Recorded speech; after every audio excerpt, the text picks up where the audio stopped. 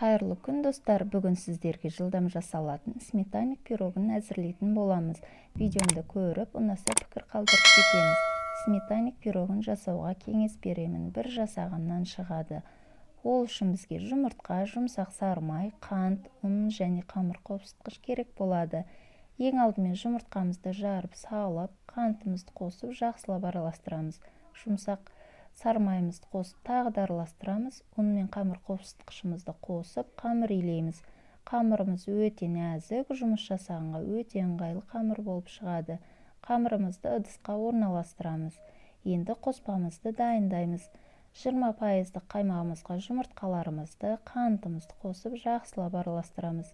Қоспамызды қамырымызға құямыз. Қызып тұрған 170 градус пеште 40 минут пісіріп аламыз.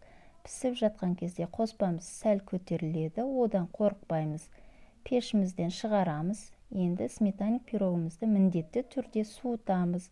Суыған пирогымызды үстіне беруге болады. Менімен бірге болғандарыңызға рахмет. Жасап көріңіздер, ас болсын.